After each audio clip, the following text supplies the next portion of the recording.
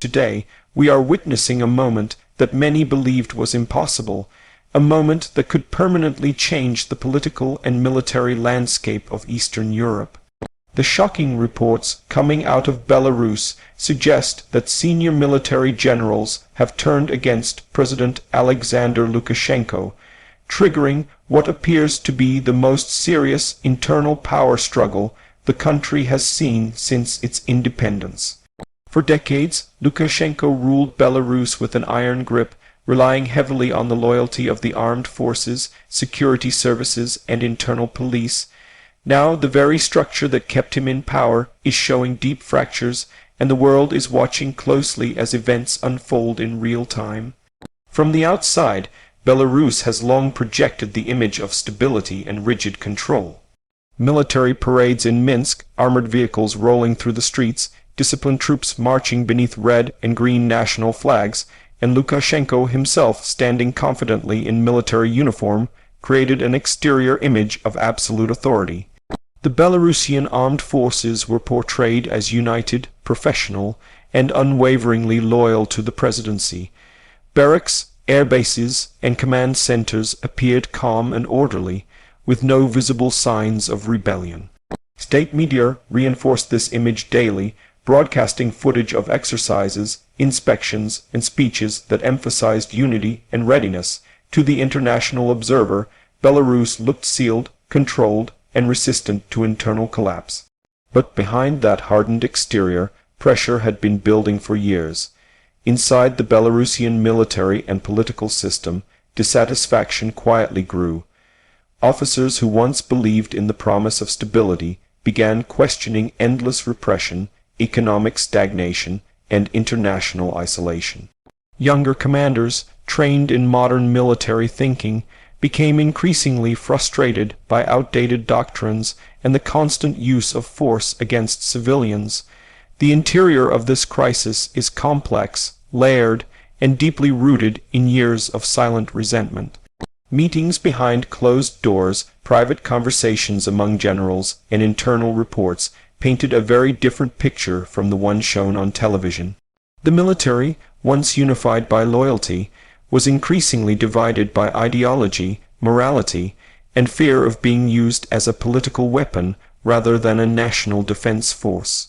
This internal tension intensified after repeated crackdowns on protests, where soldiers and security personnel were ordered to confront their own people. Many officers reportedly struggled with these orders, especially when peaceful demonstrators included families, veterans, and even relatives of service members. The psychological strain on the armed forces cannot be overstated. Loyalty to the state began to conflict with loyalty to conscience. Within military academies and command units, discussions emerged about the future of Belarus, about what would happen if the current leadership continued down a path of isolation and repression. These discussions, once unthinkable, slowly transformed into coordinated resistance among high-ranking officials. As reports suggest, the turning point came when several senior generals allegedly refused direct orders from the presidential administration. This act alone sent shockwaves through the system. The interior dynamics shifted rapidly, with communication lines strained and trust eroding. Units began waiting for confirmation before acting, a clear sign of fractured command. Some military bases reportedly entered lockdown not to suppress rebellion, but to prevent chaos. The power struggle moved from whispers to action, and the once tightly controlled interior of the Belarusian military machine began to unravel. In terms of performance, the Belarusian military has always been considered capable, disciplined, and strategically positioned. It inherited much of its structure from the Soviet era, maintaining strong ground forces, air defense systems, and rapid response units. During this crisis, performance is measured not by battlefield engagement but by decision, making under extreme political pressure. How units respond, whether they follow Lukashenko, the generals, or attempt neutrality, defines the effectiveness of the military at this historic moment. Reports indicate that some units prioritized stability and civilian safety, avoiding confrontation unless absolutely necessary. This restraint itself is a form of performance, signaling a shift in military culture from blind obedience to calculated responsibility. Safety features, in this context, refer to the mechanisms within the state designed to prevent total collapse. Emergency protocols, internal security frameworks, and command redundancies were meant to protect the government from coups. Ironically, these same systems may now be preventing widespread violence by slowing decision-making and forcing multiple layers of confirmation. They reduce the risk of sudden bloodshed.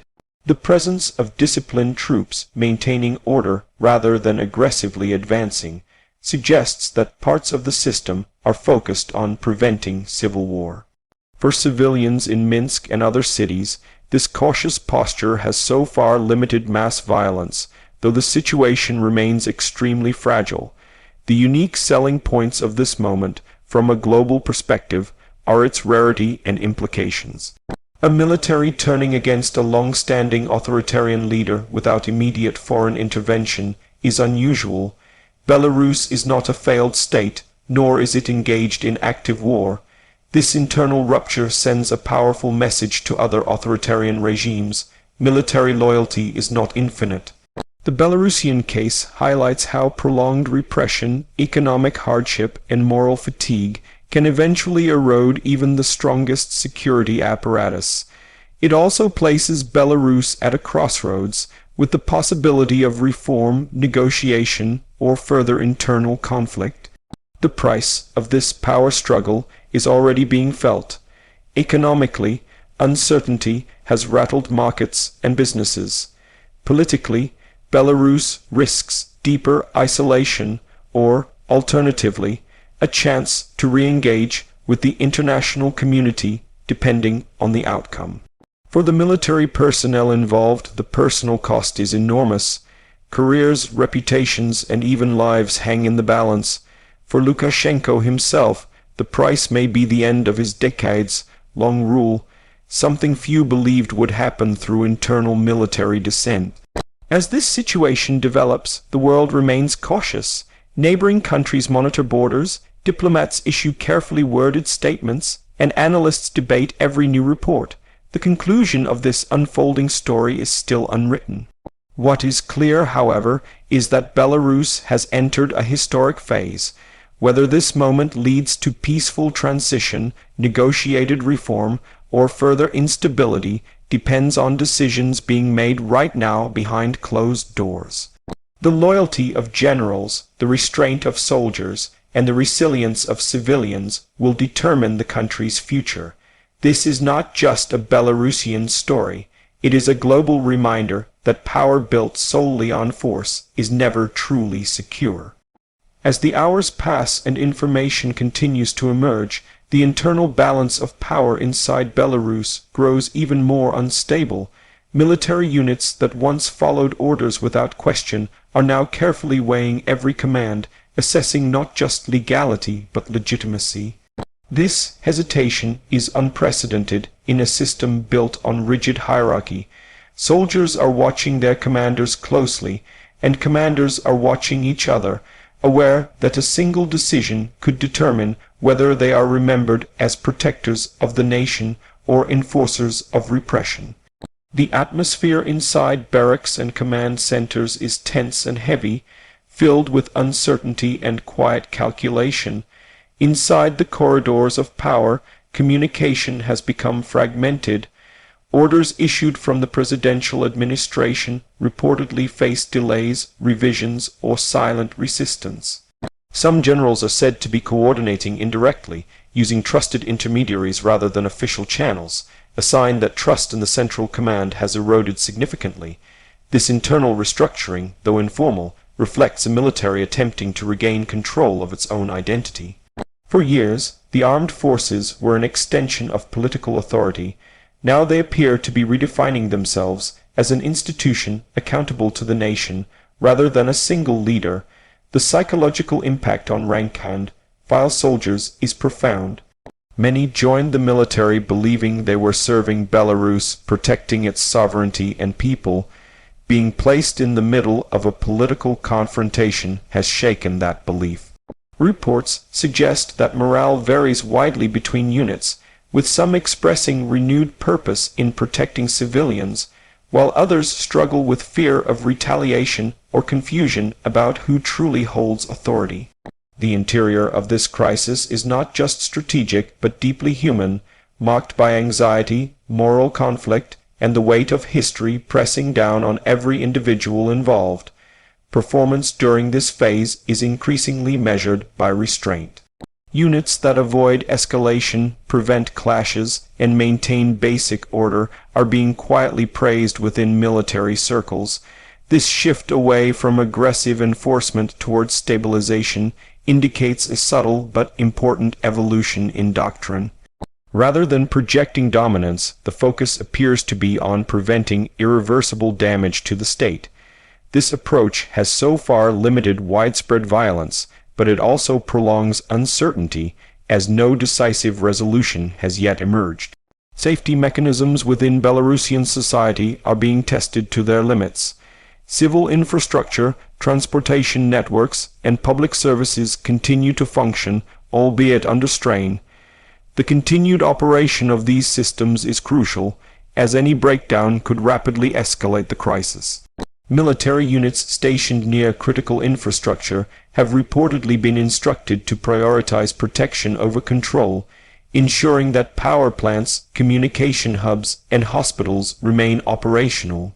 This emphasis on safeguarding the essentials reflects an awareness that the true danger lies not only in political collapse but in humanitarian consequences. The uniqueness of this moment lies in its ambiguity. Unlike dramatic coups characterized by immediate arrests or televised announcements, this situation unfolds quietly, almost cautiously. There are no triumphant declarations, no tanks storming palaces, no dramatic overthrow broadcast to the nation. Instead, there is a slow, deliberate shifting of loyalties and influence. This subtlety makes the situation harder to interpret, but no less significant. It suggests a struggle not just for power, but for legitimacy, stability, and the future direction of the country. International observers are struggling to interpret signals coming from Minsk. Official statements remain vague, emphasizing sovereignty and internal affairs, while diplomatic activity behind the scenes intensifies. Belarus's traditional allies watch carefully, wary of instability, but also cautious about overt involvement. The absence of immediate foreign intervention underscores how internal this crisis truly is. It is being driven not by external pressure, but by accumulated internal dissatisfaction and institutional fatigue. The economic price of prolonged uncertainty is beginning to surface more clearly. Businesses delay investments, currency markets fluctuate, and public confidence weakens. Ordinary citizens, while not fully aware of the details, sense that something fundamental is shifting. Long lines at banks, increased demand for basic goods, and a noticeable tension in public spaces reflect a society bracing for change. The military's handling of this phase will be critical in determining whether economic disruption remains manageable or spirals into crisis. For Lukashenko, this period represents perhaps the greatest test of his rule. His authority, once unquestioned within the security apparatus, now appears conditional and contested. Attempts to reassert control through speeches or symbolic gestures have limited impact when loyalty is no longer guaranteed. The image of invincibility that sustained his leadership for decades is visibly cracked. Whether he chooses negotiation, confrontation, or strategic retreat will shape not only his legacy but the trajectory of Belarus itself. As days turn into weeks, the possibility of dialogue emerges as a potential path forward. Some generals are believed to favor a negotiated transition that preserves state institutions while allowing political reform. Such an outcome would be extraordinary in the context of Belarusian history. offering a peaceful alternative to collapse or repression. However, achieving this balance requires trust, compromise, and restraint from all sides, qualities that are difficult to sustain under intense pressure. The role of the Belarusian people remains central, even if they are not at the forefront of events. Public reaction, whether through calm observation or renewed protest, will influence military decisions. The restraint shown by civilians thus far has contributed to the absence of large-scale violence. This mutual caution between society and the armed forces creates a fragile equilibrium, one that could either stabilize the situation or shatter if provoked. Looking ahead, the future of Belarus hinges on whether this internal military rupture leads to reform or hardens into prolonged stalemate. A successful transition could redefine civil-military relations, embedding accountability and professionalism into the armed forces. Failure, on the other hand, risks deepening divisions, inviting repression, or triggering long-term instability. The choices made now will echo for generations. What makes this moment truly historic is not just the challenge to Lukashenko's rule, but the broader lesson it offers. Power, maintained through fear and force, eventually faces resistance from within. Institutions cannot indefinitely suppress conscience, and loyalty cannot be commanded forever. Belarus stands at a crossroads, and the world watches as its military, once a symbol of control, becomes a key player in determining whether the nation moves toward renewal or regression. As this story continues to unfold, one truth is already clear. Belarus will not return to the status quo that existed before this crisis. Something fundamental has shifted in the relationship between power, authority, and the people. Whether that shift leads to hope or hardship remains uncertain, but history is being written quietly, decisively, and irrevocably within the heart of the Belarusian state.